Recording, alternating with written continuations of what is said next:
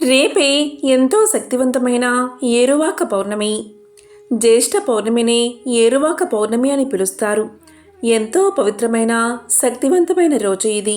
మరి ఇంతటి విశేషమైన రోజు మీ ఇంట్లో ఈ కూర వండినా లేక తిన్నా దరిద్రం అంటుకుంటుంది, జన్మల దోషాలు తగులుతాయి. కాబట్టి ఎంతో విశేషమైన ఏరువాక పౌర్ణమి రోజు ఇంట్లో ఏ కూరను వండకూడదో అలాగే తినకూడదో ఇప్పుడు ఈ వీడియోలో తెలుసుకుందాం. ముందుగా ఏరువాక పౌర్ణమి రోజు పౌర్ణమి తిథి ఎప్పుడు మొదలైంది అంటే జూన్ 21వ తేదీ ఉదయం 7:31 ప్రారంభమై జూన్ 22వ తేదీ ఉదయం 6:37 పౌర్ణమి ముగుస్తుంది. కాబట్టి జూన్ 21వ తేదీనే ఏరువాక పౌర్ణమిగా జరుపుకోవాలి. ఎందుకంటే పౌర్ణమి రోజు రాత్రి పున్నమి గడియలు ఉండాలి. కాబట్టి జూన్ 21వ తేదీ రాత్రి సమయంలో పౌర్ణమి తిథి ఉంది. కాబట్టి జూన్ 21వ తేదీని ఏరువాక పౌర్ణమి. ప్రతి సంవత్సరం వర్ష ఋతువులో జ్యేష్ఠమాసం శుద్ధ పౌర్ణమిని మన తెలుగువారు ఏరువాక పౌర్ణమిగా జరుపుకుంటారు. వ్యవసాయం మన భారతీయ సంస్కృతికి మూల స్తంభం వంటిది. వర్షాకాలం తొలకరి జల్లులతో మొదలవుతుంది. రైతులు ఆనంద ఉత్సాహాల మధ్య అరక దున్నడంతో పొలం పనులు మొదలవుతాయి. ఈ సంవత్సరం ఇంకా వర్షాలు మొదలవలేదు. కారణం చెట్లు భూమి మీద క్రమంగా అంతరించిపోవడమే. దేశానికి రైతు వెన్నెముక లాంటివాడు. మనం రోజూ కడుపు నిండా అన్నం తింటున్నాము అంటే దాని వెనుక రైతు కష్టమే ఉంటుంది.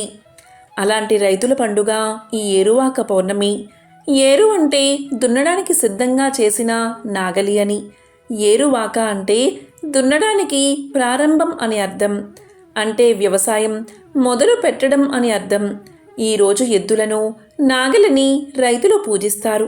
పూర్వం రోజుల్లో ఒక సాంప్రదాయంగా రైతులు ఏరువాక పౌర్ణమిని ఒక పండుగలా జరుపుకునేవారు. ఈరోజు ఎద్దులను కాడికి చక్కగా అలంకరణ చేస్తారు. అదేవిధంగా ఈరోజు వీటిని పూజించి పొంగలి పెడతారు.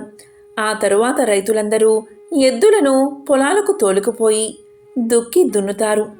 బలరాముడు కూడా ఏరువాక పున్నమి ఆచరించినట్లు పురాణాలు చెబుతున్నాయి. ఈరోజు వర్షానికి అధిదేవత అయిన ఇంద్రుణ్ణి పూజిస్తారు. ఈ సంవత్సరం వర్షాలు బాగా కురవాలని, పంటలు బాగా పండాలని ఇంద్రుణ్ణి పూజిస్తారు. పౌర్ణమికి అంటే ఏరువాక పౌర్ణమికి చాలా విశేషమైన స్థానముంది. ఎందుకంటే ఈరోజే రైతులు వ్యవసాయ పనులు ప్రారంభిస్తూ భూమిని పూజిస్తారు. జ్యేష్ఠ పౌర్ణమిని ఏరువాక పౌర్ణమి లేదా ఏరువాక పున్నమి అని పిలుస్తారు. పంచభూతాత్మకమైన ప్రకృతిని దైవంగా ఆరాధించడం మన భారతీయుల సాంప్రదాయం. భూమిని భూమాతగా కొలుస్తూ ఉంటాం. వ్యవసాయం మన మనుగడకు జీవనాధారం. వ్యవసాయం ఒక యజ్ఞం. వ్యవసాయ పనులు ప్రారంభించడానికి ముందు భూమి పూజ చేయడం అనాదిగా వస్తున్న ఆచారం. దుక్కి దున్నడాన్నే ఏరువాక అంటారు. ఈ జ్యేష్ఠ పౌర్ణమి నాడు రైతులు ఉదయమే ఎడ్లను కడిగి ఎడ్లు కొమ్మలకు రంగులు పూసి గజ్జెలు గంటలతో అలంకరణ చేసి కాడిని ధూపదీప నైవేద్యాలతో పూజిస్తారు. కాడ ఎద్దులకు ప్రత్యేక పూజలు నిర్వహించి ఎద్దులకు భక్ష్యాలు తినిపిస్తారు. పొలాలకు వెళ్ళి భూతల్లికి పూజలు చేస్తారు. తరువాత ఎద్దులకు రంగురంగుల రకరకాల బట్టలతో అలంకరణ చేసి డప్పులు మేళతాళాలతో ఊరేగిస్తారు. ఎద్దులు అంటు రోగాల బారిన పడకుండా వాటికి ఆయుర్వేద మందులను నూనెలను తాగిస్తారు.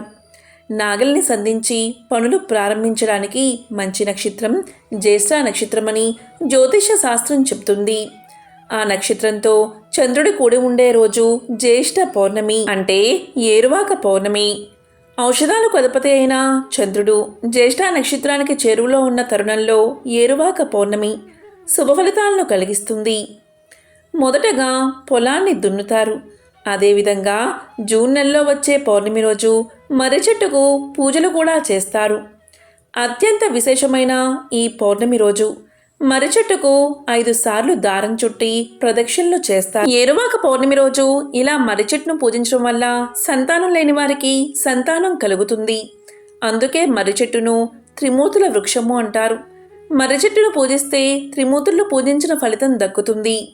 ఈరోజు వట సావిత్రి వ్రతాన్ని ఆచరించి సతీ సావిత్రి తన భర్త ప్రాణాలను ఈ చెట్టు కిందే కాపాడుకుందట. అందువల్లే మాంగళ్య భాగ్యం కోసం ఈ వ్రతాన్ని ఈరోజు ఆచరిస్తారు. ఈరోజు ఆడవారు వటసావిత్రి వ్రతాన్ని ఆచరిస్తే వారికి అష్టైశ్వర్యాలు భోగభాగ్యాలు కలుగుతాయి. ఈరోజు ఆడవారు మర్రి చెట్టు దగ్గరకు వెళ్ళి పూజించడం ఎంతో మంచిది. ఈరోజు మర్రి చెట్టు దగ్గరకు వెళ్ళి ముందుగా చెట్టుకు నమస్కారం చెయ్యండి. తరువాత మర్రి చెట్టు మొదట్లో నీళ్లు పోయండి. అలాగే చెట్టు దగ్గర కాస్త పసుపు కుంకుమ వెయ్యండి. ఆ తరువాత మర్రి చెట్టుకి దారాన్ని చుట్టండి. ఆడవాళ్ళు ఎవరైనా సరే మర్రి చెట్టు దగ్గరకు వెళ్ళేటప్పుడు ఎరుపు రంగు అలాగే పసుపు రంగు దారాన్ని తీసుకు వెళ్ళండి. మర్రి చెట్టుకు నమస్కారం చేసి ఒక ఎరుపు దారం ఒక పసుపు దారాన్ని చెట్టు చుట్టూ చుట్టండి. ఇలా 5 సార్లు దారం చుట్టండి. ఇలా చుట్టాక మర్రి చెట్టుకి 5 ప్రదక్షిణలు చేస్తూ ఓం వట సావిత్రే నమః అని జపించండి. తరువాత మర్రి చెట్టుకు హారతి ఇవ్వండి. తరువాత 5 ముత్తైదువులకు మర్రి చెట్టు దగ్గర తాంబూల వాయనం ఇవ్వండి. అంటే పసుపు కుంకుమ పూలు పళ్ళు జాకెట్టు ముక్క ఇవి తాంబూలంలో ఉంచి మొత్తం 5 వాయనం ఇవ్వండి. ఇలా చేస్తే విశేషంగా అష్టైశ్వర్యాలు భోగభాగ్యాలు కలుగుతాయి. దీర్ఘ సుమంగళి తత్వం కలుగుతుంది. అయితే ఈరోజు మర్రి చెట్టు అందరికీ అందుబాటులో ఉండకపోవచ్చు. మరి అటువంటి వారు ఏం చెయ్యాలి అంటే, ఎవరైనా సరే ఈ వ్రత ఫలితాన్ని పొందాలి అంటే మీ ఇంట్లోని పూజా మందిరంలో ఒక తమలపాకులో పసుపు ముద్దను ఉంచండి.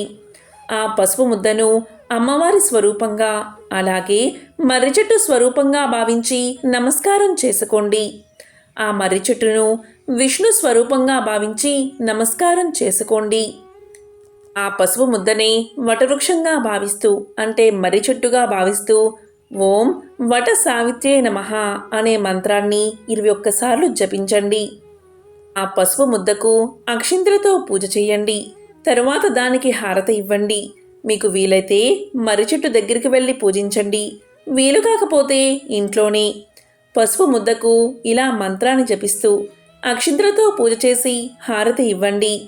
ఈరోజు ఇలా చేస్తే వట సావిత్రి వ్రతం చేసిన ఫలితం మీకు 100% దక్కుతుంది. అలాగే ఈరోజు రైతులు దుక్కి దున్నుతున్నప్పుడు విష్ణు భగవానుణ్ణి మనసులో ధ్యానిస్తూ దుక్కి దున్నితే శుభ ఫలితాలు కలుగుతాయి. అమావాస్య పౌర్ణమి శూన్యతిథులు ఈ తిథులంటే లక్ష్మీదేవికి చాలా ఇష్టం. కాబట్టి ఈరోజు ఏ పనులు ప్రారంభించినా అవి శుభ ఫలితాలను కలిగిస్తాయి. ఈరోజు జపించే ఏ మంత్రమైనా ఏ పనైనా 100% ఫలితాన్ని ఇస్తుంది. ఈరోజు లక్ష్మీదేవిని ఆరాధించడం వల్ల అఖండ లక్ష్మీ కటాక్షం కలుగుతుందని మన పురాణాలు చెప్తున్నాయి. తెల్లవారుజామునే లేచి స్నానాదులు ముగించుకుని అమ్మవారిని ఆరాధించాలి. ఈరోజు పెరుగును అమ్మవారికి నైవేద్యంగా పెట్టి దాన్ని ప్రసాదంగా తీసుకుంటే ఇంట్లో సిరి సంపదలు కలిగేలా అమ్మవారు దీవిస్తుంది. అన్ని ఇబ్బందులు తొలగిపోతాయి. మానసిక ప్రశాంతత కలుగుతుంది. ఈరోజు ఎవరైనా సరే ఈ ఒక్క మంత్రాన్ని జపిస్తే చాలు ఆర్థిక ఇబ్బందులు తొలగిపోతాయి. లక్ష్మీ కటాక్షం కలుగుతుంది. మరి ఆ మంత్రమేంటో ఇప్పుడు తెలుసుకుందాం. ఓం లక్ష్మీ నమో నమః అనే మంత్రాన్ని ఈరోజు జపిస్తే అన్ని సమస్యలు తొలగి లక్ష్మీ కటాక్షం కలుగుతుంది. అదేవిధంగా ఈరోజు మీరు స్నానం చేసే నీటిలో మర్రి ఆకులు వేసుకుని స్నానం చేస్తే జన్మల పాపాలు దరిద్రం ఆ నీటి ద్వారా తుడిచిపెట్టుకుపోతాయి. ఒంట్లో ఉన్న వ్యాధులన్నీ నశిస్తాయి. అత్యంత దివ్యశక్తి మీ వంటికి వస్తుంది. మీ ఒంట్లో ఉన్న నెగిటివ్ ఎనర్జీ మొత్తం పోయి పాజిటివ్ ఎనర్జీ వస్తుంది. ఇటువంటి విశేషమైన రోజు ఈ ఇంట్లో ఏ కూరను వండకూడదో ఇప్పుడు తెలుసుకుందాం.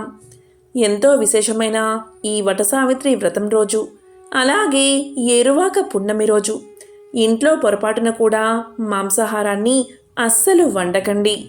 అలాగే తినకండి. తెలియక తింటే ఇంట్లో పరమ దరిద్రం కలుగుతుంది.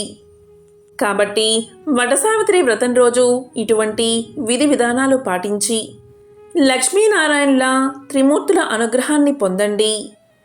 ఓం లక్ష్మీ నమో నమః. ఓం నమః శివాయ. ఓం నమో నారాయణాయ.